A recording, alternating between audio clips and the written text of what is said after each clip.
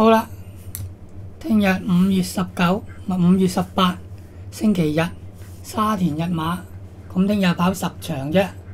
咁啊，第4、5場之間有場轉播賽。咁啊，轉播賽我都冇乜興趣提供嘅，搞掂自己香港馬先啦，外國馬唔好諗咁多。咁我覺得聽日呢，有啲爆冷嘅機會嘅，啲馬又係。咁呢就4、5、6場就3T。咁啊，楞到去第3場啦。咁啊，第2後孖 T。好啦，言歸正傳啦，時間唔好拖咁多時間啦。咁我介紹我啲心水嚇。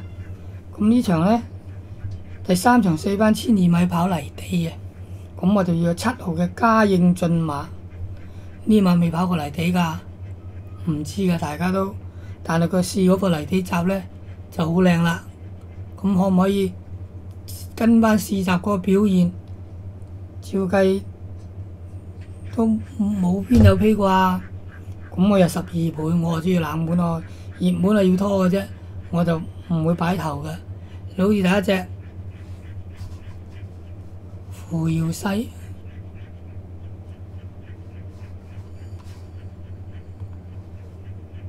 扶搖西勁，好似第一隻上場贏完。咁啊，改梁家俊，因為金城江走咗啦，改梁家俊。咁樣到底值唔值嗰18蚊呢？我懷疑隻馬又加咗磅，個檔又唔係話認真耐，排第9檔。咁啊，睇下放唔放到出嚟咯。咁放到出嚟，加重咗磅，影唔影響到呢？會唔會埋唔到尾呢？咁呢啲唔知啦。或者個質真係咁高嘅呢一馬升班。咁啊，我啊唔中意18蚊，我就拖腳啫。咁第3隻要揀乜呢？上次表現好嘅跑過第2，啱啱翻嚟輸。咁今場潘頓再跑，都係76蚊啫，即係天天灑落。咁我覺得呢場馬應該機會唔錯嘅，因為上場都跑第2啦。咁潘頓再跑，今次應該把握高啲啦啩，檔位唔係差，排第8檔啫。咁睇下呢場點跑啦。咁最後一隻呢，要翻隻穩打穩紮嘅機械騎士。呢一馬邊個跑呢？都係差唔多好遠嘅啫，都係跑個拉士。咁睇下會唔會揾走死位嚇？咁呢一馬呢，機會就我覺得喺泥地呢，呢一馬高一班嘅。咁啊睇下呢場佢除咗佢喺泥地嗰班，呢場有冇有啲泥地嘅馬？你係而唔知佢係超勁嘅跑泥地嚇。咁呢場3場4班1200米泥地呢，我就揀7號嘅嘉應駿馬。1號扶搖西徑，6號嘅天天灑落同埋10號嘅機械騎士。好啦，咁啊正式3T 頭關，今日3T 又冇 jackpot 啦。咁啊10場馬就第4場3T 頭關啦。4場4班1800米，呢場馬又係難揀啦，跑到咁長途，到底邊隻係特別叻嘅呢？跑長途，仲有重磅會唔會砸死咗啲馬呢？咁啊，跑完咪知咯。咁而家未跑，我哋大家都係估噶啦。咁我就要隻雙贏。呢一馬上一場嘅走勢好好啊，衝上嚟。咁兼且呢，隻馬翻嚟呢一場馬靚。蔡明紹跑11個開正路，但係呢一馬臨場未必有噶啦。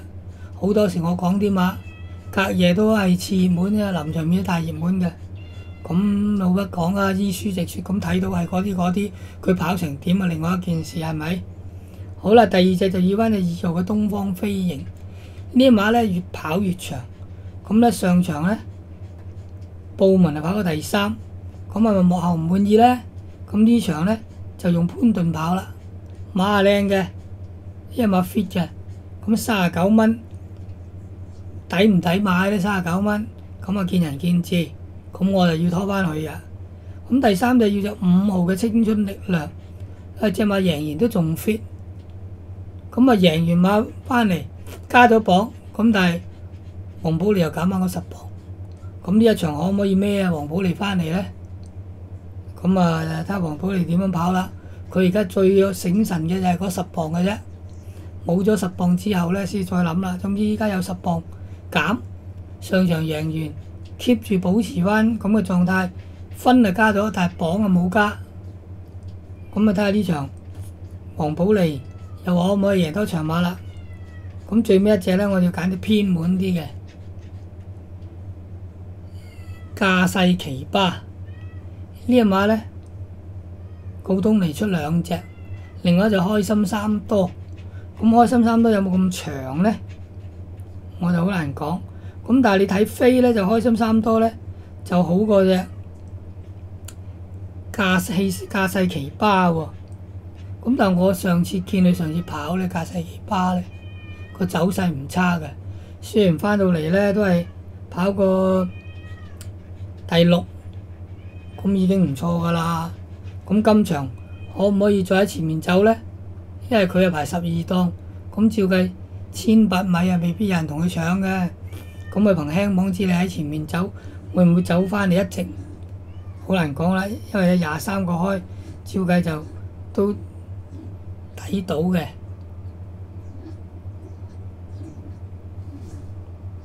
呢場馬就3隻未跑過嘅4、5、7，咁但係4號大熱門喎。咁唔係呢場第4場頭關啊！第4場頭關就冇馬未跑過。咁咧呢一場馬咧1800個都係隨意啲咧，揀啲比較輕磅馬。咁我覺得架勢奇葩，雖然佢又懶過同購嗰隻開心三多，但我覺得巴度跑呢隻馬咧應該主力喺呢度。反而咧開心三多，因為上2次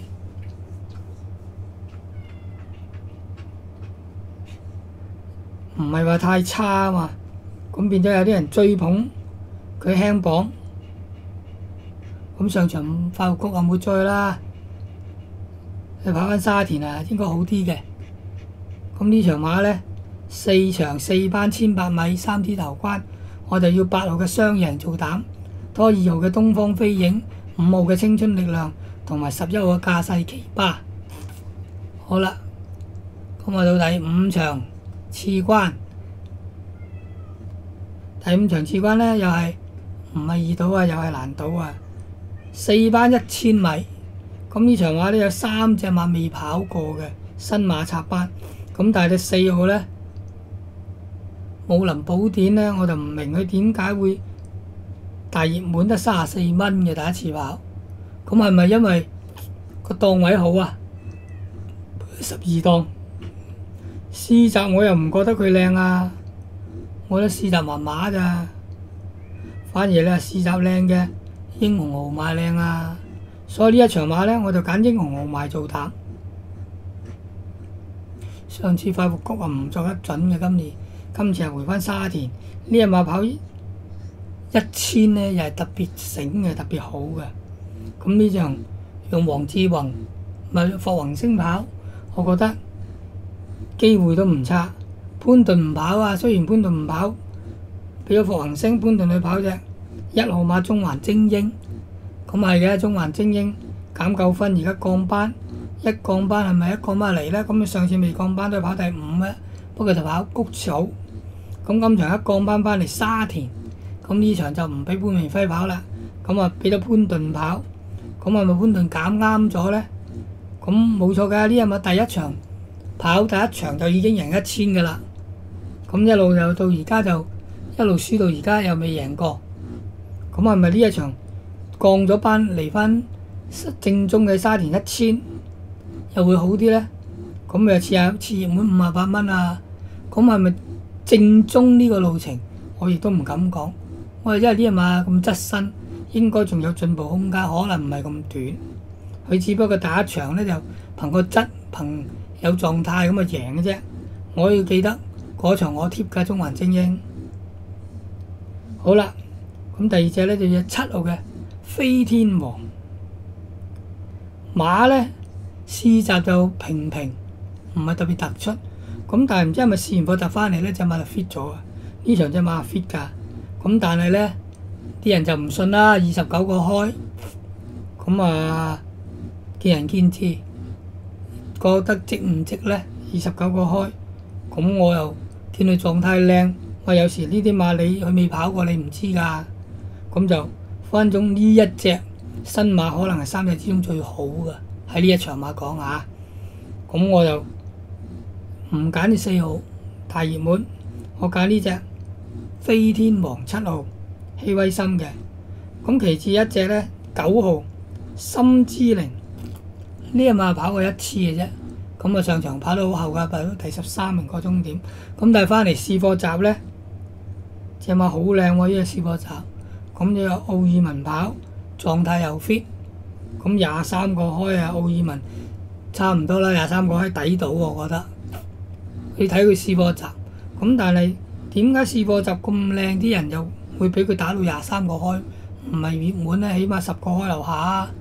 咁呢啲咧，可能我覺得真係試課集靚，根本隻馬唔靚。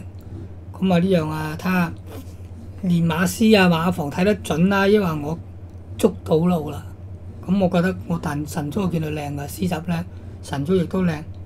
咁啊呢隻心之靈，咁啊好啦，呢場5場4班1000米3T 嘅次關，我就要3號嘅英雄豪邁拖、1號嘅中環精英、7號嘅飛天王同埋9號嘅心之靈。好啦，到第6場尾關啦。咁呢場呢就4班1200，似乎就正路少少噶啦。咁但係3T 啊，邊度有咁順攤啦？咁啊呢一場呢，我就又係要隻有錢分嘅勁者，上次衝上嚟好勁㗎，跑到第3，只不過喺裏面走變咗個位唔係好，睇下今場會唔會走咗外邊走啦。咁啊83蚊，咁我揀呢隻做膽。第二隻呢，要先標之極光，呢馬一降班，潘頓又攞翻嚟跑啦，兼且呢，試課集靚，試嗰個就好靚，同埋翻嚟隻馬亦都好 fit 嘅。咁冚唔冚一贏隻大熱門4號呢？翻4號啊金塊飛飛，我就拖隻腳啦。呢馬跑咗1場有一個第7，呢一場即刻變咗大熱門，到底咩葫蘆呢？咁照計上場跑第7，我睇落去又唔係太差嘅。咁係咪呢場幕後覺得好咗呢？神速我又唔覺得 fit 啦。